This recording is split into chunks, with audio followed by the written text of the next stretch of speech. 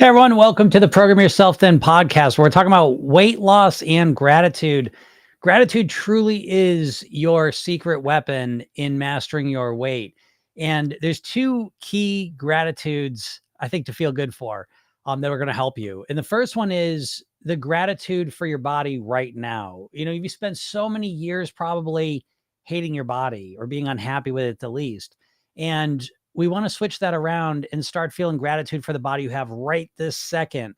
Now, I know that's hard for some people because you're so used to thinking about your body visually and you're not happy with how it looks. So, one of the ways to really tap into gratitude for your body right now is to appreciate the functionality of your body. The fact that you got eyes that can see me, ears to hear me, hands and arms that move, legs that work and walk if you have all these things. And so you start to appreciate what you have now and start to feel grateful for it. Because what we want to do is we want to start feeling grateful right now. We don't want to wait till we lose the weight and then feel grateful. We don't want to make it conditional. We want to start feeling the gratitude now, because the more grateful you feel, the more love you feel for your body, the easier it is to treat it right and to eat the right foods that nourish it and kind of allow it to work at its best, in its best way possible. The second gratitude that I suggest you tap into, and again, there's a lot of them, but these are the two big ones, I think. The second gratitude is gratitude that you can change. The fact that you're still alive and you can change your weight.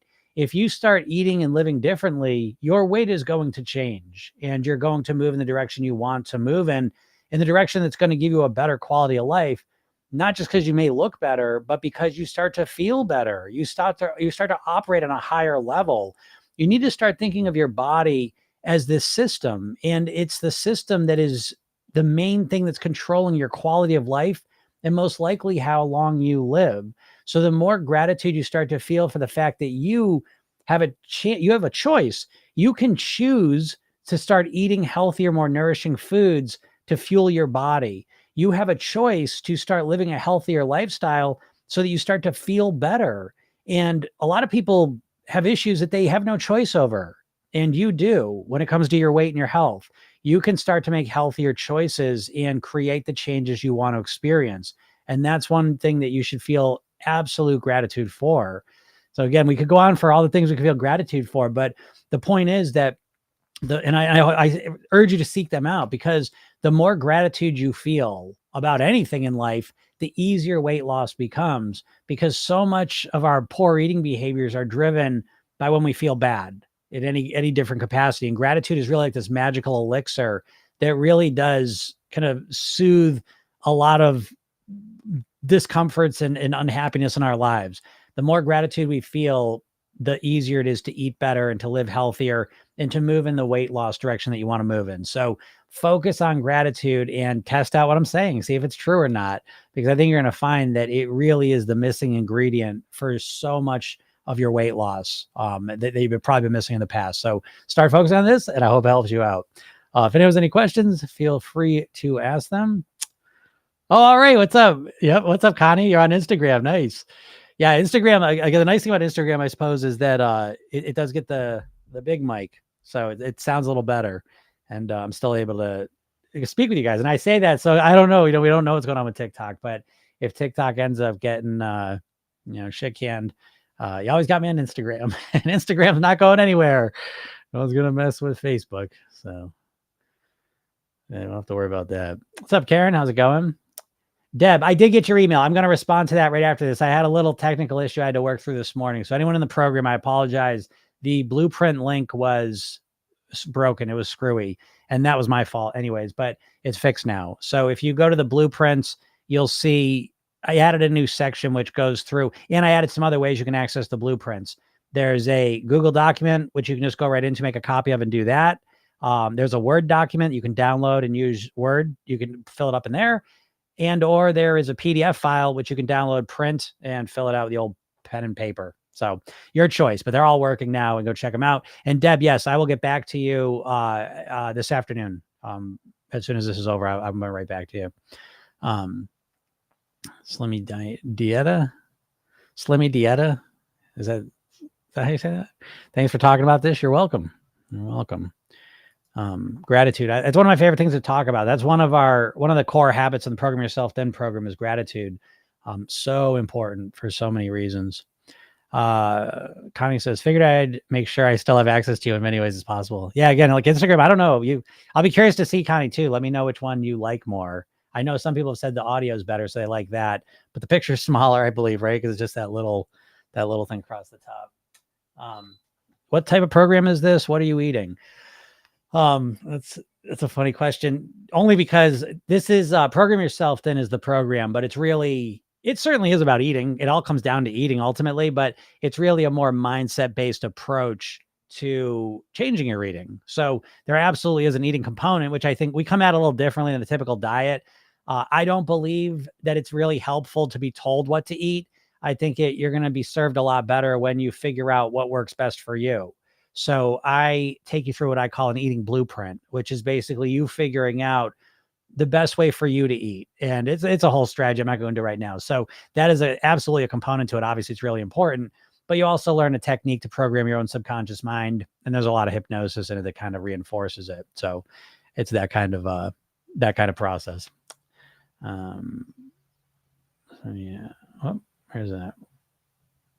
I don't miss any questions here.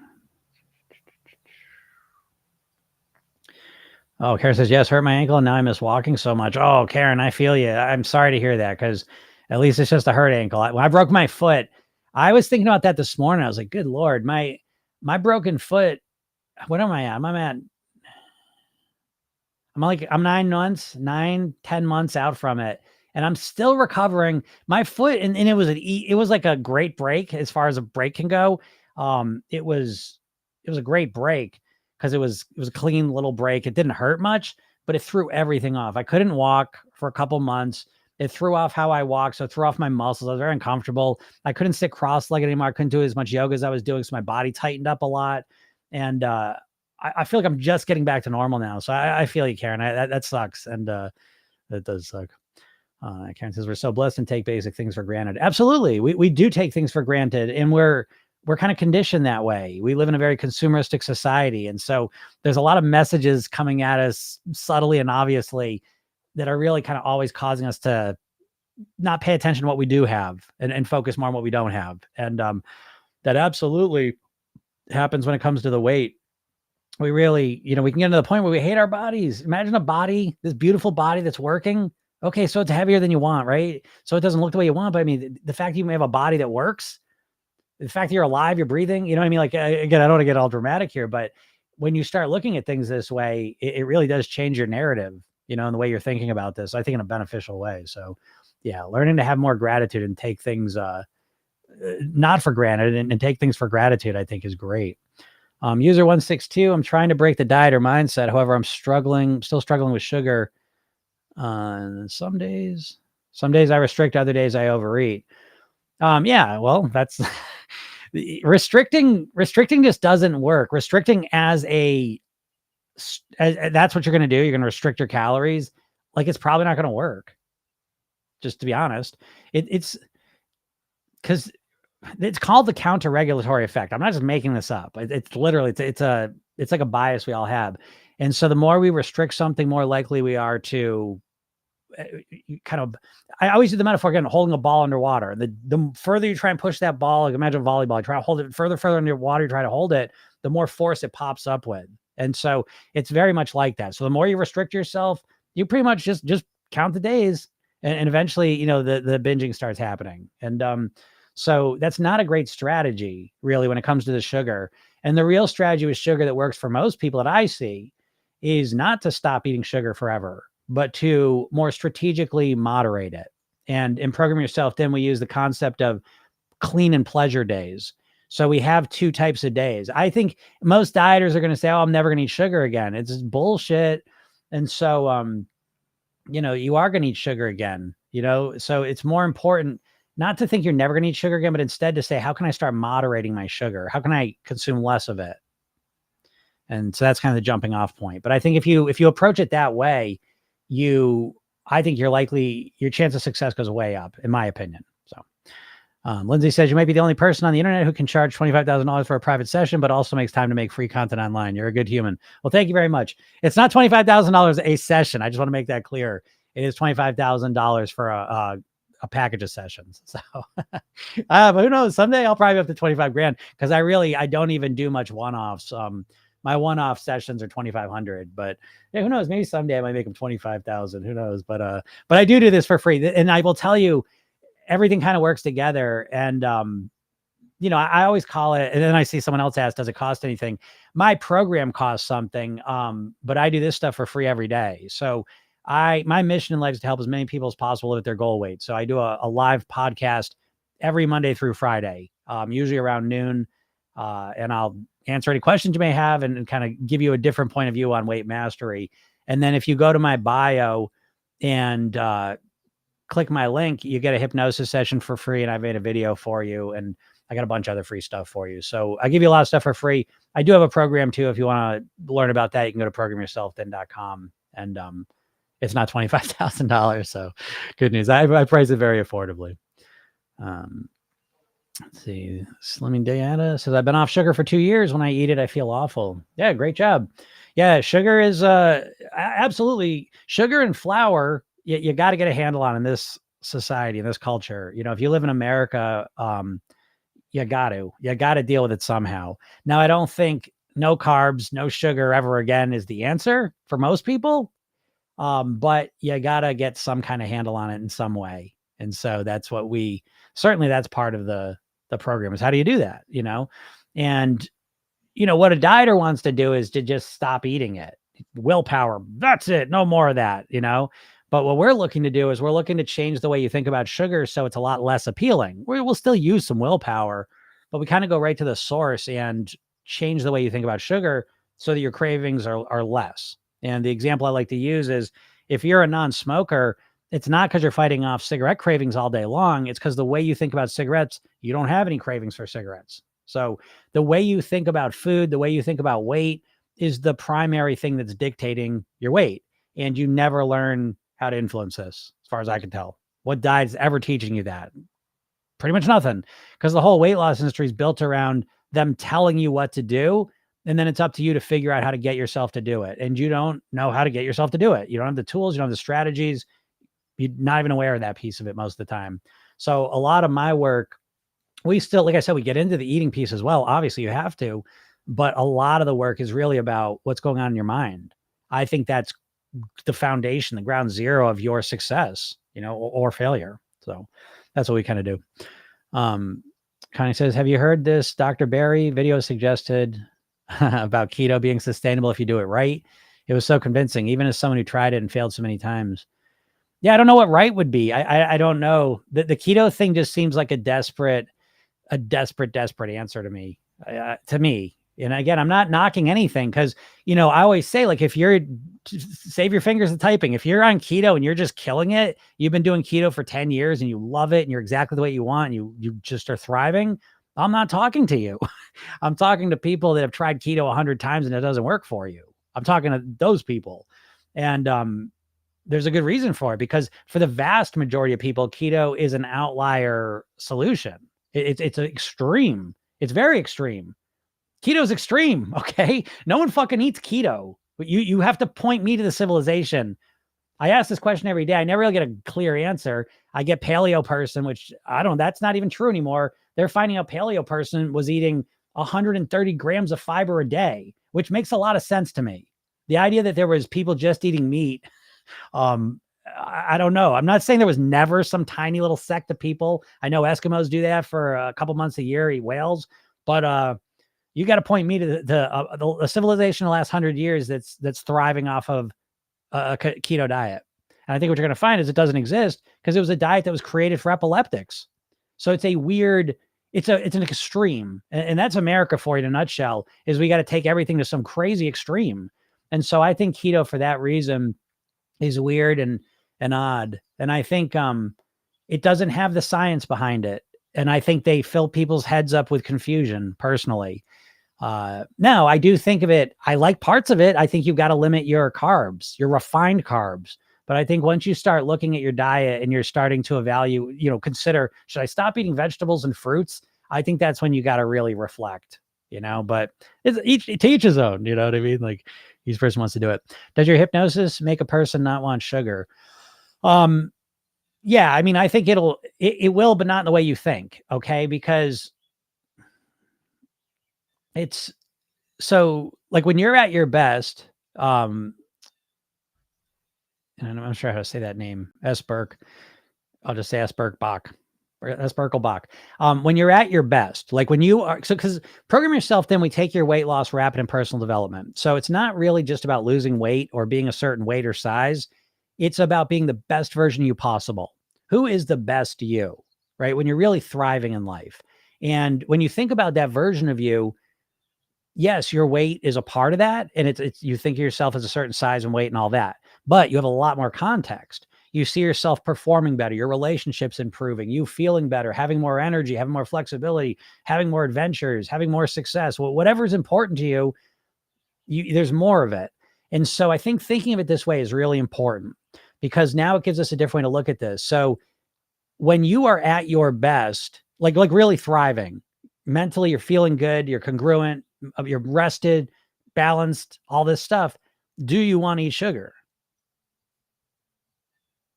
You see what I'm saying? So again, we're aiming at the solution here. A lot of people are always presupposing that I'm addicted to sugar and I can't stop myself from eating sugar. How do I stop eating sugar? So we're presupposing that sugar is this amazing thing that you really want to eat. But I don't feel that way. When I'm at my best, I don't want to eat sugar because I know it's going to make me feel worse. I may enjoy how it tastes. I'll agree with that. But as soon as I finish eating the whatever it is that the sugar's in, I don't feel that great. Physically, I get this spike and then this crash follows. Mentally and emotionally, I might get a alert and then I crash. I don't like that feeling. And then when it starts stacking on top of itself, it's a grinding feeling. And I don't feel good when I eat a lot of sugar. So I don't want to eat a lot of sugar because I want to be the best version of me possible. So it's the way we think of ourselves, I think, that really, gets us to that place where we have more control. You know, there's more to it than that, but that's kind of the basic thing.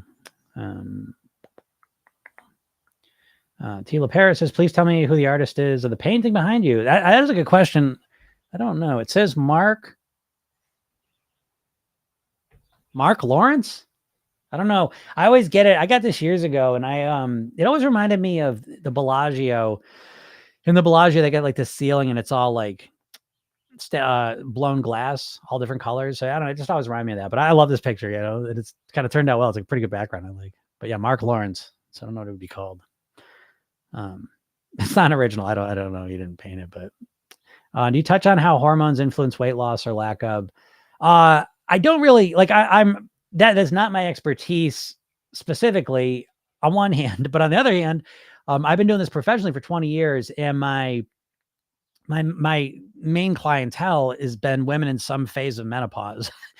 So in that sense, that issue is always lingering, around.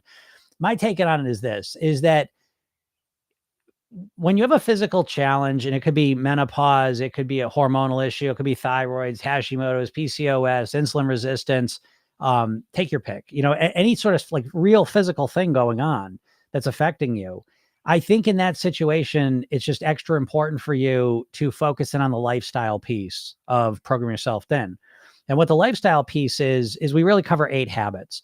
And the 8 habits in order of importance are proper sleep, proper hydration, relaxation, breathing, nourishment, movement, meditation, gratitude. And when you start weaving these things into your life, you start to positively, a lot of times, impact the effects of the physical challenges. So if you're menopausal, this is going to support you in a helpful way. Will it fix everything? Maybe not, but it's going to help you. And that, in addition to having a mindset that lets go of short-term weight loss and changes it for long-term success, I've consistently been able to help people with all sorts of hormonal and thyroidal and all kinds of physical issues achieve their weight loss goals. So, I don't get into the specific. I couldn't sit here, oh, take this pill, take this supplement so you can do that. I don't think thinking that way works. I think what I've seen consistently work over and over and over again is a holistic, comprehensive approach. And the lifestyle piece I just told you, when you really start adding that in, because to be honest, you don't really know how much of it's the hormones, the thyroid, the insulin resistant, and how much of it is your lifestyle. And obviously the eating's a factor as well, but I'm talking about the lifestyle, because they know now, and it's just the beginning of the science, but even with sleep, your sleep affects your insulin resistance. Your sleep affects your hormones. Now, again, I'm not saying this makes up for menopause. This makes up for thyroid dysfunctions. I'm not saying that, but I'm saying you don't really know how much is the problem thing and how much is your lifestyle. And until you start cleaning up your lifestyle, you'll never know. So what I've seen consistently is when people start cleaning up their lifestyle, the habits I'm talking about, is the effects they get are almost magical, like literally. And then when you start learning how to eat properly as well, I've yet to see someone who can't get results.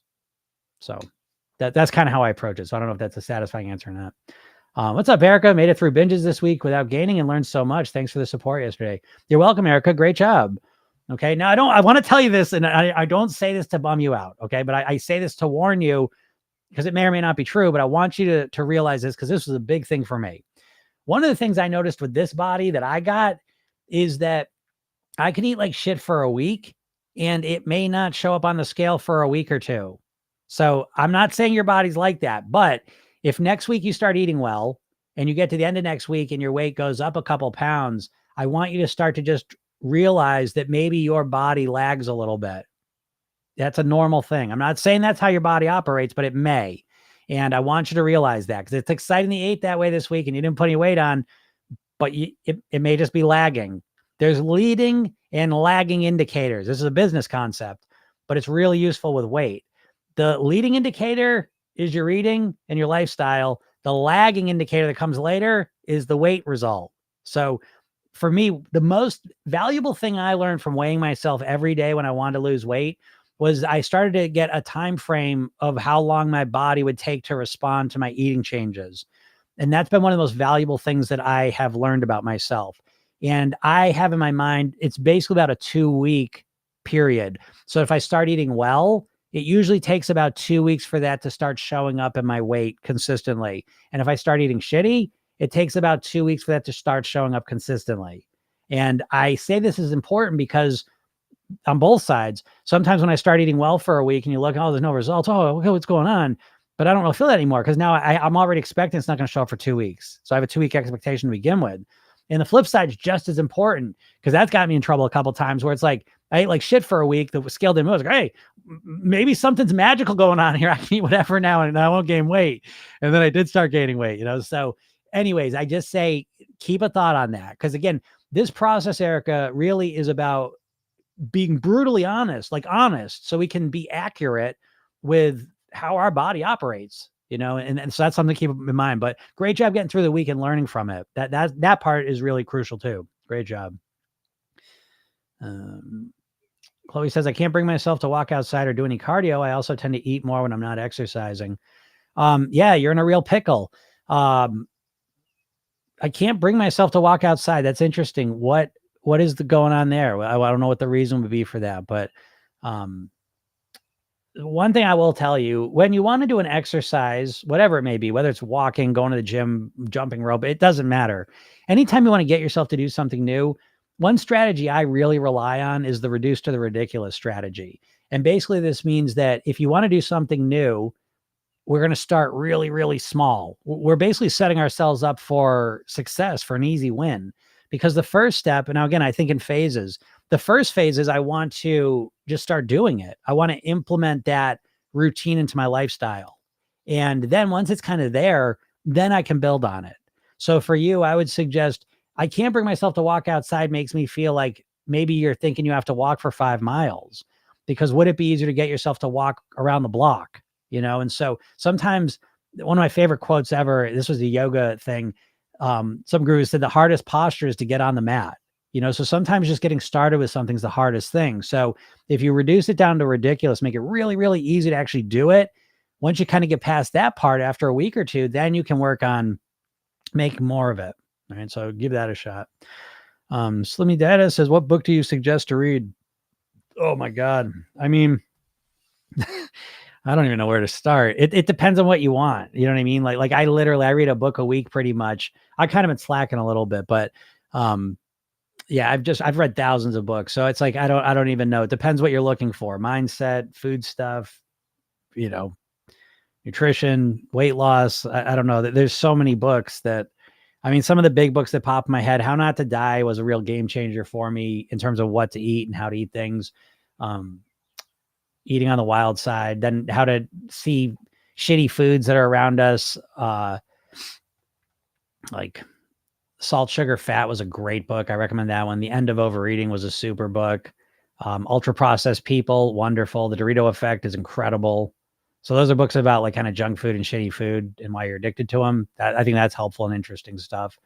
But I guess most of the books I like a lot of psychology books. That's kind of like psychology books are probably my main book to read, but I'm not gonna go into all those. What's up, Wassam? How's it going? Is dark chocolate and instant coffee considered processed food?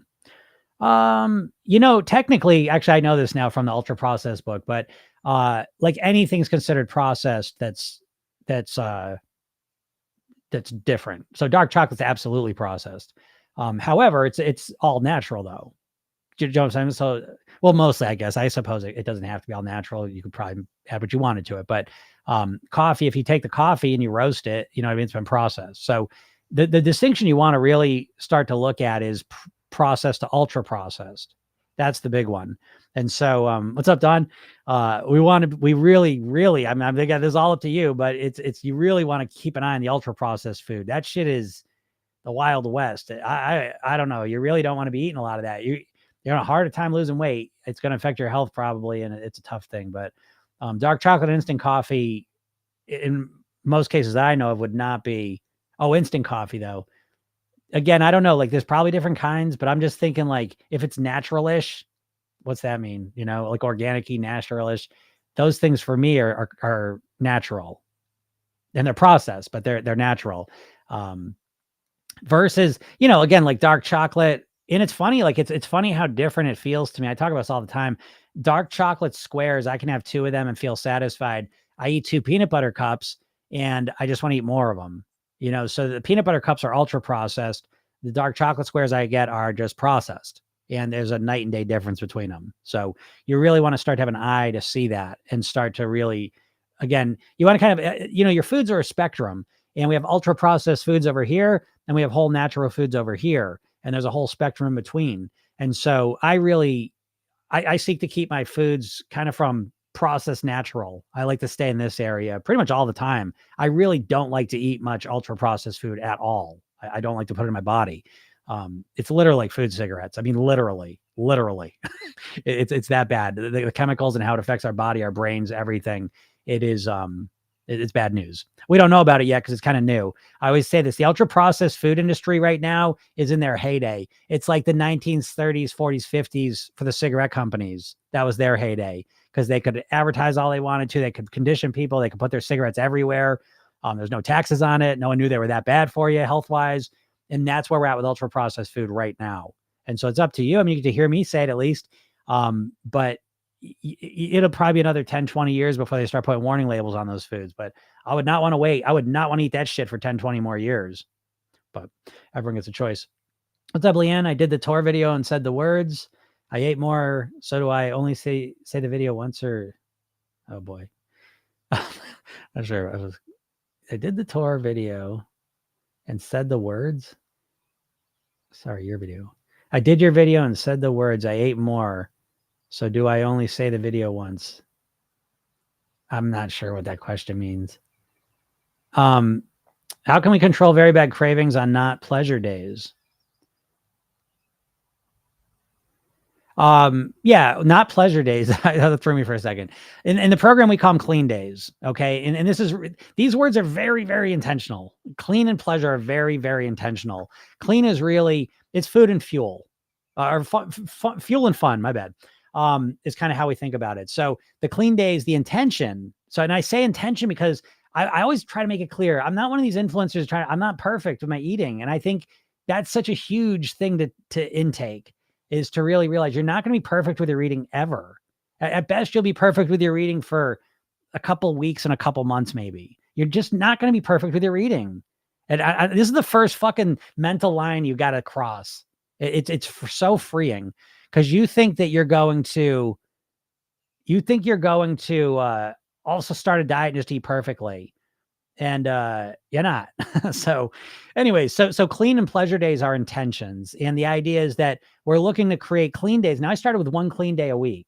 And my goal was I want to make this like a clean day. I'm curious. What's it feel like? And how would I go about creating a clean day where I really ate for fuel? That's my goal. I want to eat to fuel my body at the highest level possible. I will put as much nutrient density and nutrient varieties into my body as possible.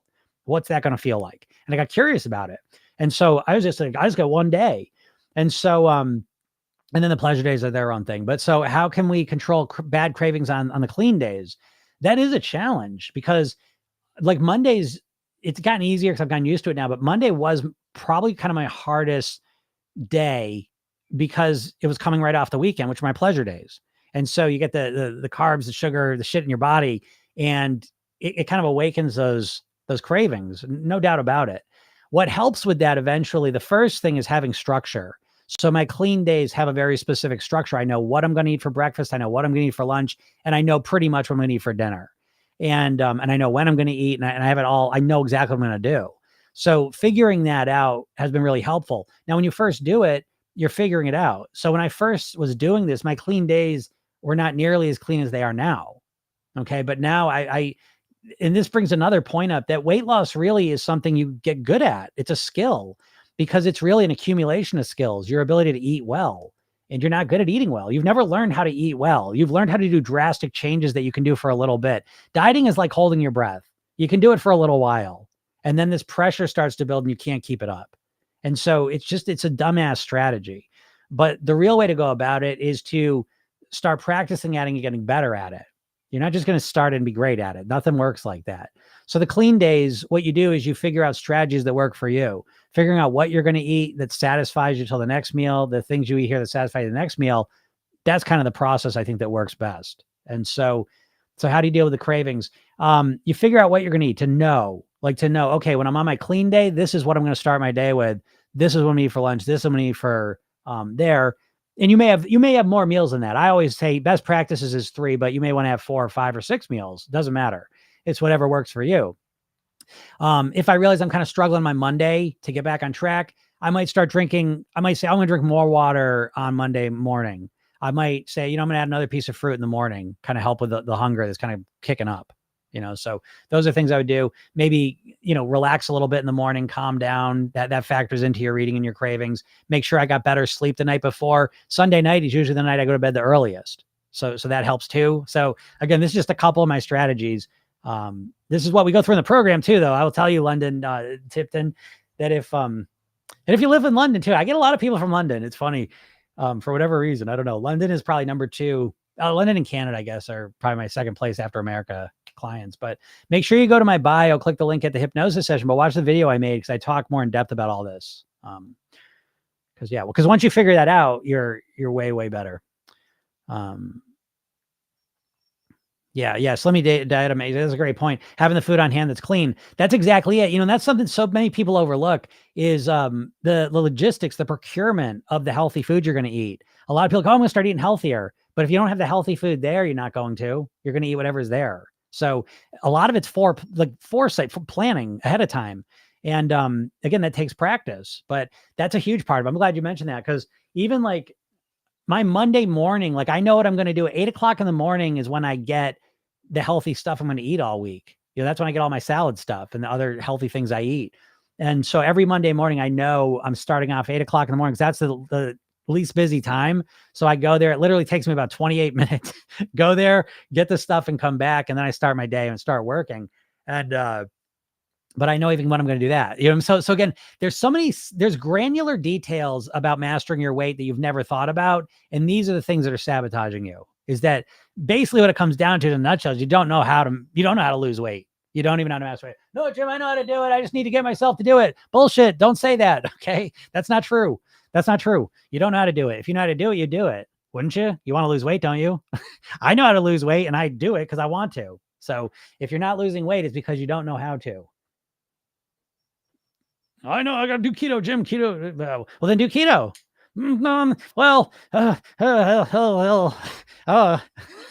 If you feel that way, you know what I mean? If you're like, no, Jim, intermittent fasting works for me. Thank you very much. Okay, how much weight you lost this month? Well, I've been a little off track with it. I haven't done it in a couple months, but well, then start it tomorrow. You feel that when you feel that response for your great plan? That's not a good plan.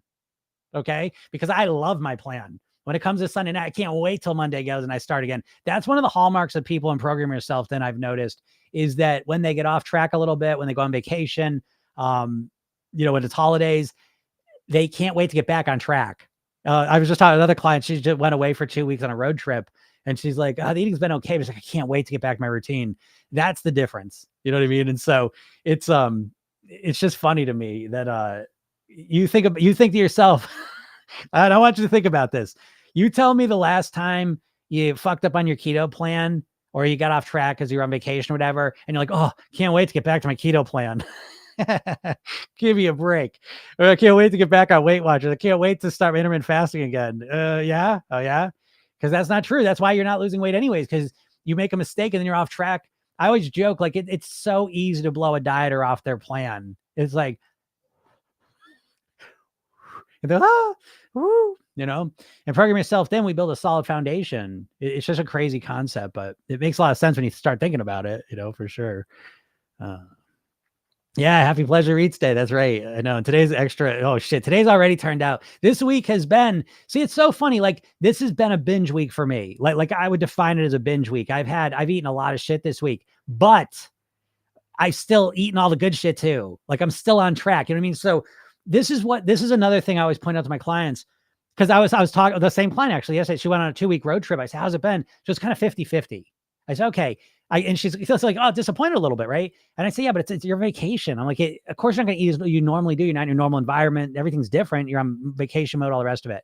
I go, okay, you're 50-50 and you're not happy with that. I go, a couple years ago, if you went on this trip, how would it have been? Oh, I would have been completely off the rails. You know what I mean? So again, our brain doesn't appreciate systematic, like, percentage improvements. It appreciates black and white. Everything's great now and everything.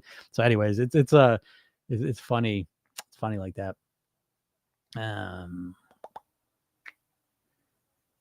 Jody, interesting email today. Staple in my plan is 13 of the 18 non-addictive foods. That's a win. Yeah. Right, Jody. That's a great email. That email is so good, right? I was sending that today and I was like, folks, I'm just going to say it one more time. If you're not on my email list, I don't just turn this off because you don't even want to lose weight at all. All it takes is a minute or two to sign up for this. I give you a free custom hypnosis session.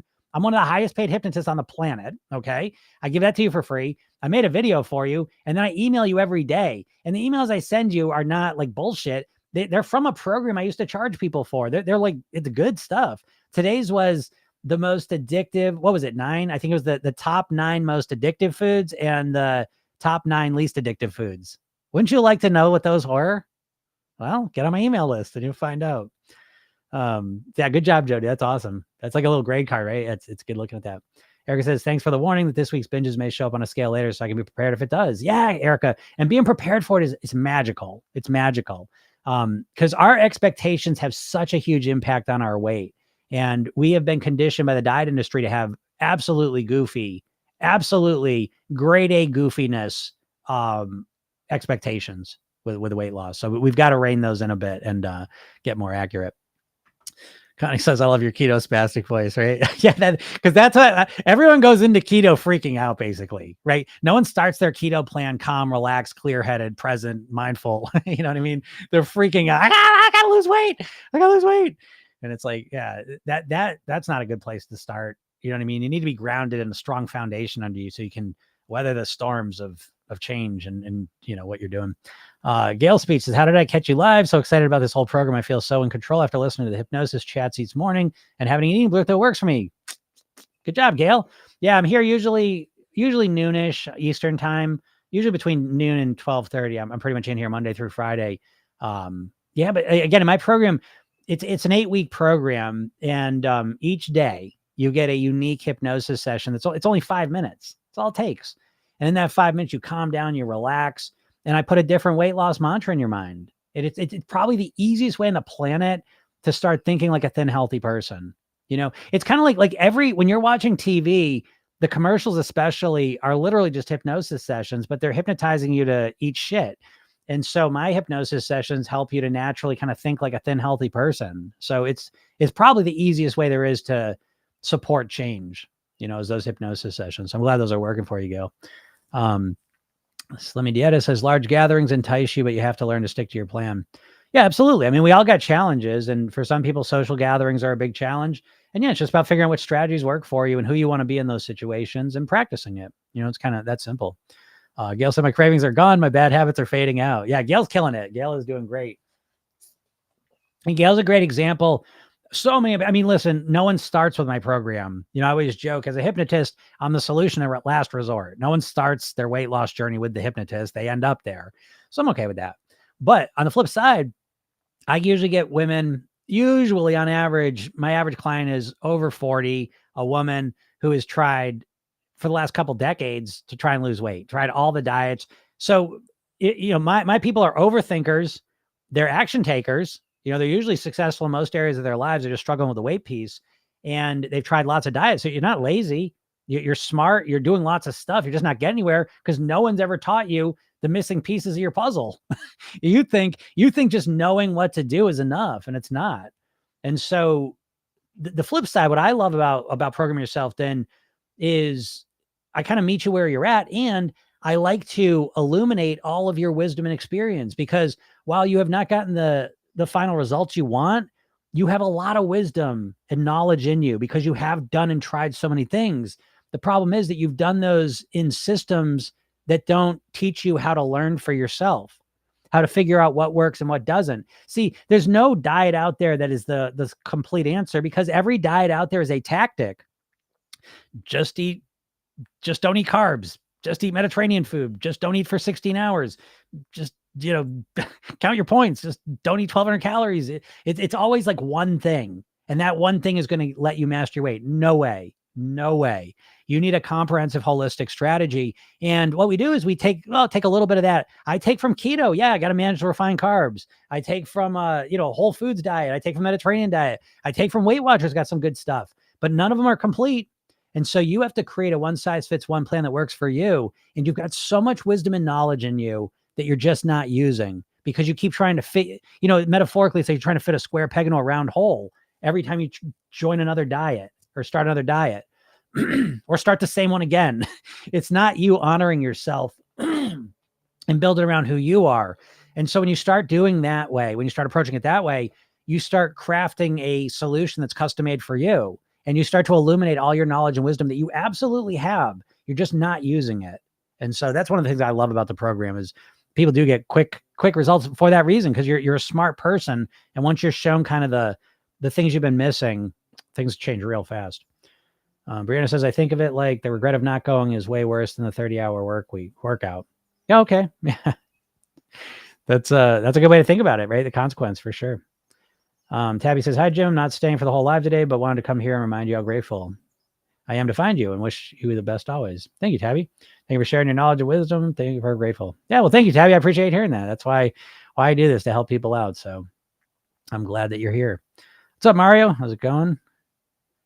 Mario says, why is dark chocolate considered healthy? The nutrients are kind of the same as milk chocolate.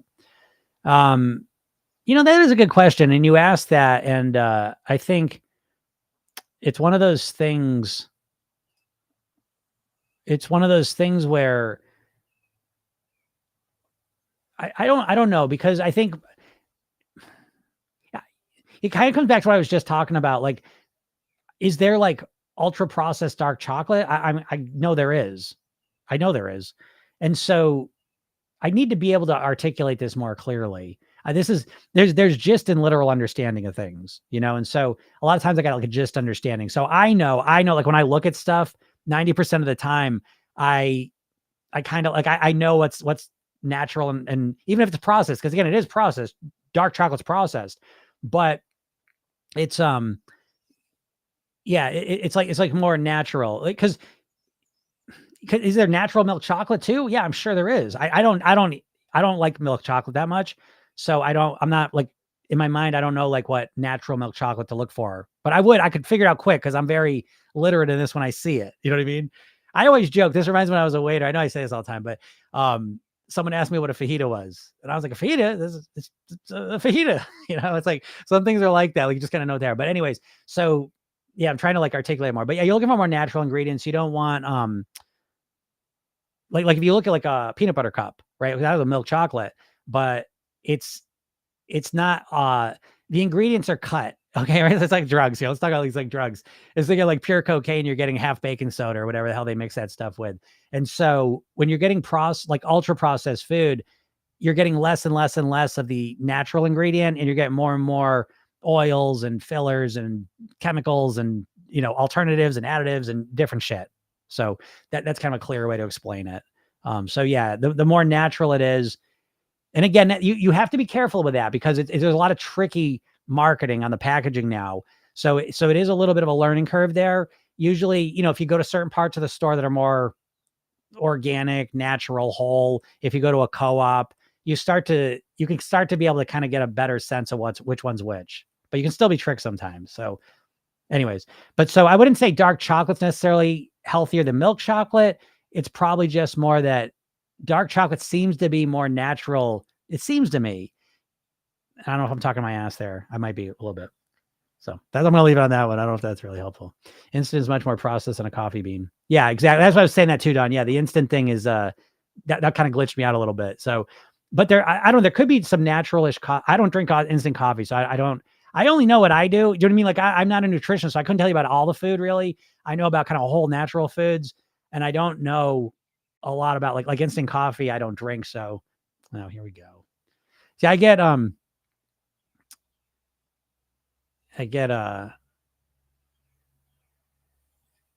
TikTok restricts me. I don't know why. What I just said that makes I probably said because I said cocaine. With sugar, I'm guessing. Yeah, sugar is probably part of it for sure.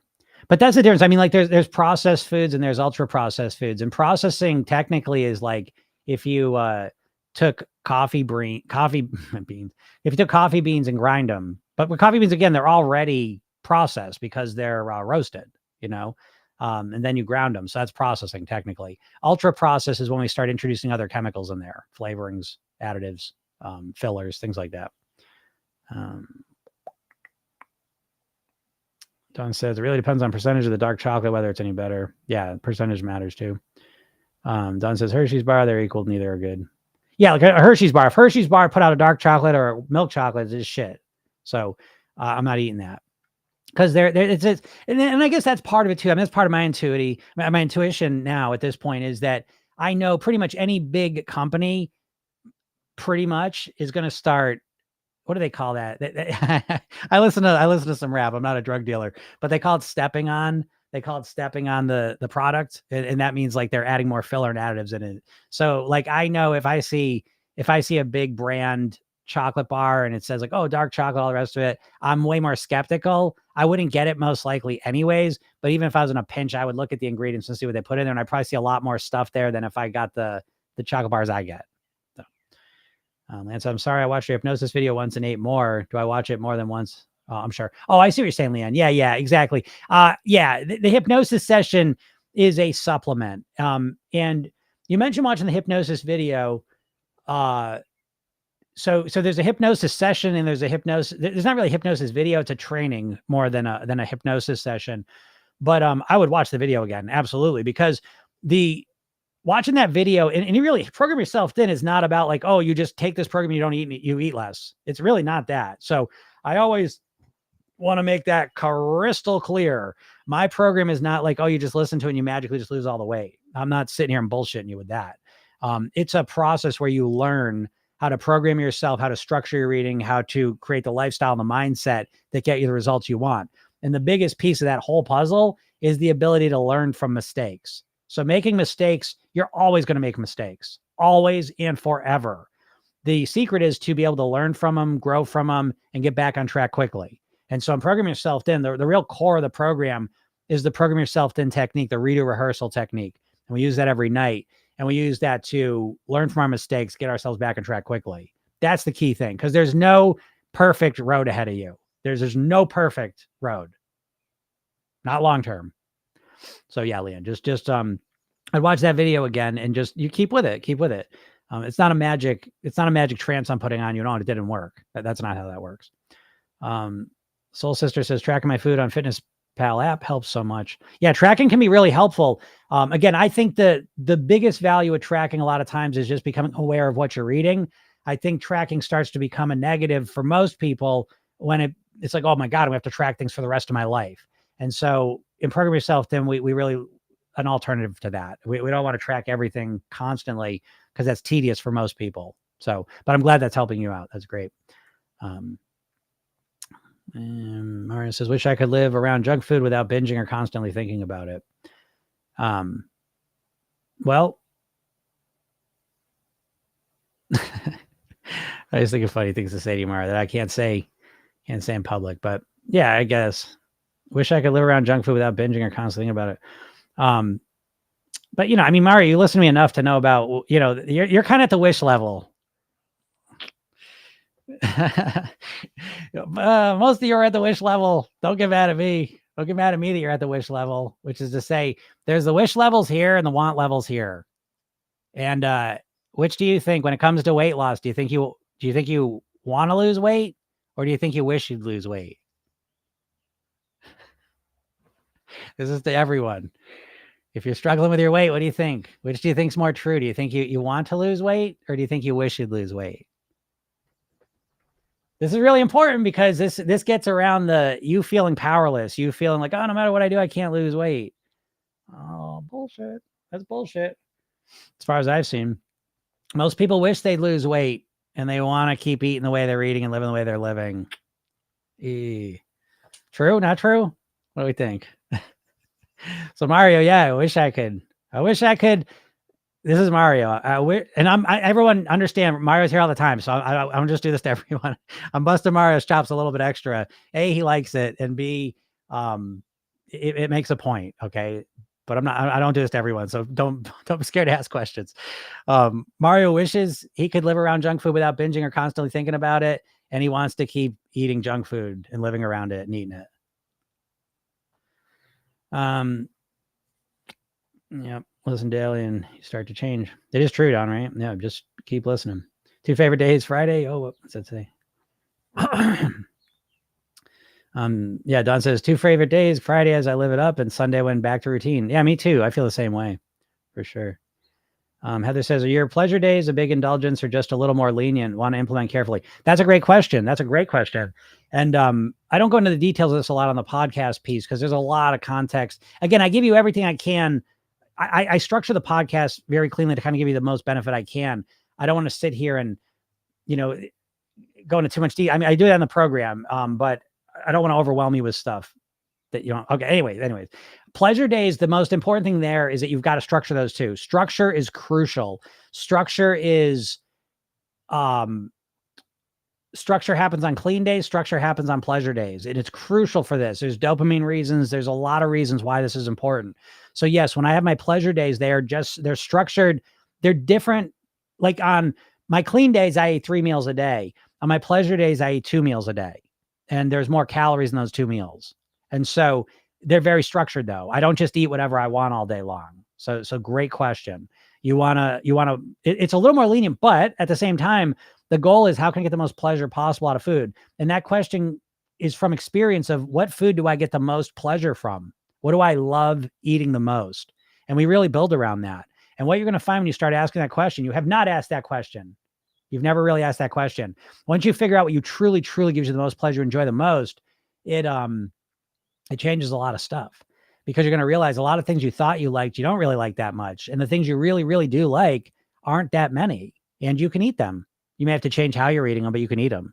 And so all of a sudden that becomes the magic formula because now you never have to feel deprived again to master your weight. So yeah, go into it carefully and structure it though. Right? And then I get some updates for you on the old chocolate thing. So a Hershey's dark chocolate is sugar, chocolate, cocoa butter, milk fat, cocoa processed with alkali, lecithin, which is soy, PGPR, and natural flavor. Okay. A natural dark chocolate is 50 to 90% cocoa solids, cocoa butter, and sugar. Yep. And PGPR stands for, oh, here we go. I'm not a scientist. Polyglycerol, polyricinoleate, a synthetic emulsifier that's made from fatty acids and glycerol. So which one would you rather eat? Because listen, processed foods are not only made to be cheap, they're also made to keep you hungry constantly. So if you're wondering why you're always hungry and you eat a lot of processed foods, that's your answer.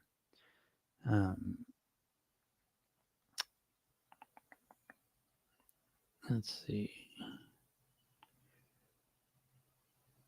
Oh, hey, Carol. Hi from Florida. You're perfectly describing me. Yeah. I know a dieter's mindset, like better than most dieters know their mindset, because we're all pretty unawares of our self, to be honest.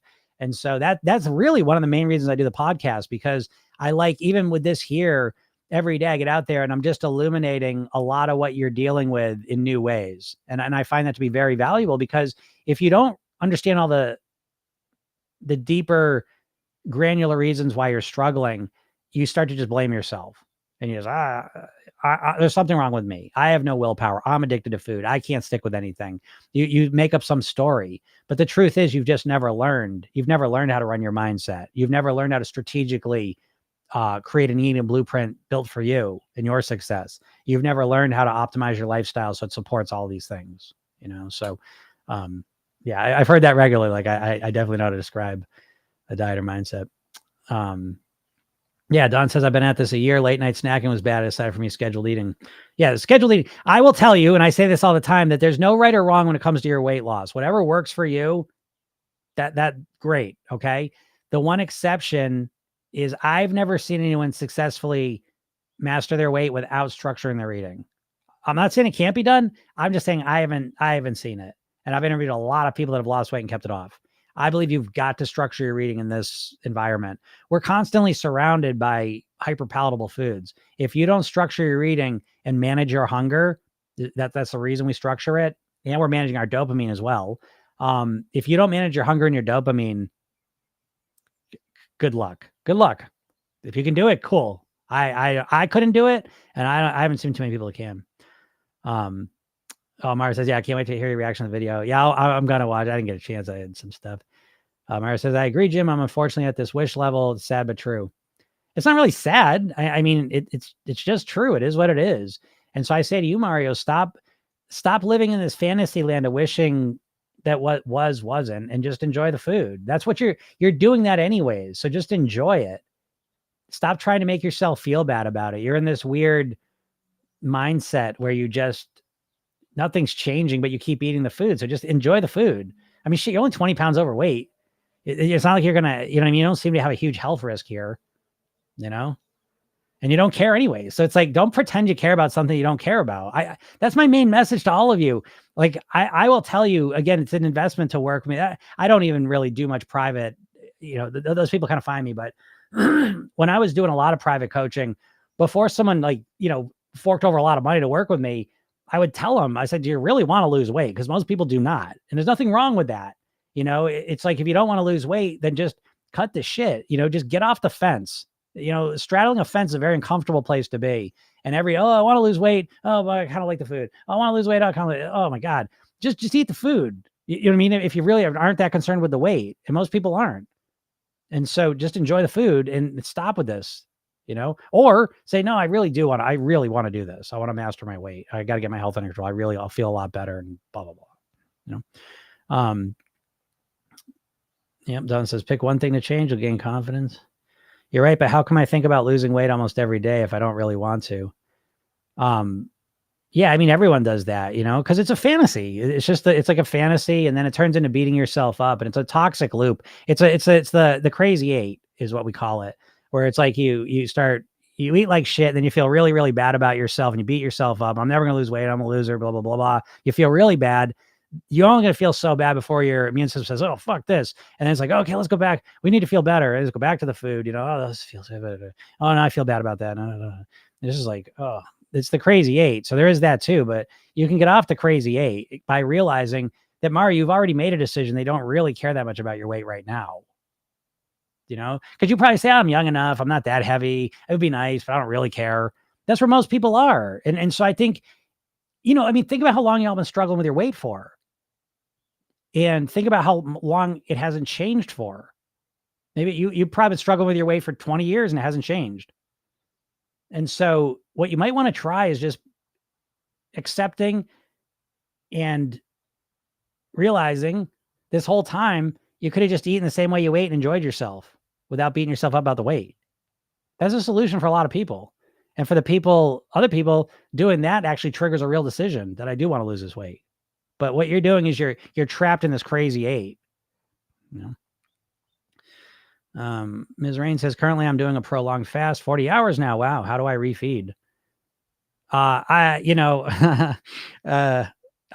main goal here is to be supportive. That being said, I talk about this kind of regularly because that's not a great strategy. 40 hours for most people, I don't know. I'm just going to say, I don't know. Cause I don't work with long-term fasts. So I wouldn't know how you would refeed. Mario says, you're so right. Gosh, exactly. Right, Mario. But at least here's what we need to do, Mario. And this is for everyone. At the very least, you got to do something different. That's it. Like literally that I'm telling you, that's the secret is you have to do something different because you can be stuck in this crazy 8 for forever. I've talked to people in their 70s that will still want to lose the weight. So there's nothing happens that just naturally changes it. You might get lucky and have some crazy event that changes it, but you've got to make a decision. But one of the ways to trigger that decision sometimes is just accept like, yeah, I don't really want to lose weight. I kind of like eating this stuff. I like the way I live and eat. I like it. I don't like the weight, but I like eating this way and living this way more. And just realize that and accept it. You don't want to lose weight. I can almost guarantee you don't want to lose weight. You wish you'd lose weight. And, tell me I'm wrong. I don't know. Tell me you're doing everything right and you have been for the last year and you haven't lost any weight. Go ahead. Tell me that. Because I don't think you have. And I don't think it's true. And I don't think it's possible. I haven't seen it anyways. But, so yeah. Sweet Quest, how's it going? Is this on YouTube Live? I'd rather watch on TV. Yeah, it is on YouTube Live. Yeah, I stream on TikTok, obviously. I stream on YouTube. And the YouTube channel this is streaming on is Jim Katsoulis. I gotta program yourself then YouTube. I swear I should I don't know. I'm kind of stuck in my mind with the YouTube thing. I gotta learn more about it. Anyways, YouTube is Jim Katsoulis, and I live stream to that. I'm live streaming to Instagram and I live stream to Facebook. So you can watch me on any one of those. Don says, well, why 40 hours? Please not weight loss. Fiber first after a fat loss fast. Myron says, wow, 40 hours. Yeah, 40 hours is a long time. All right, everyone, I'm going to get out of here. Got a lot of work to do. So, yeah, Mario, I probably too. I'd have to binge my life after doing that. Yeah. All right, everyone. Thank you so much. I really appreciate it. Again, if you're not my email list, go to my bio, click the link, get the hypnosis session, watch the video I made for you, read the emails I send you. And yeah, check that stuff out. It's all free. It's all free. I make a podcast every day. You can check that out on Program Yourself Thin. It's on all the major platforms and you can go check it out. And if you like it, leave me a review and follow me. If you are listening to this somehow and you're not following me, you should. My stuff will pop up sometimes and maybe it'll help you out. All right. So, all right. Sweet Quest, I will write you. All right. I'll be looking for it. Yeah. You can email me at jim@programyourselfthin.com and, or you can message me through whatever app you may be on. But email is probably the best. So, all right, everyone, have a super duper weekend and we'll talk soon. Bye.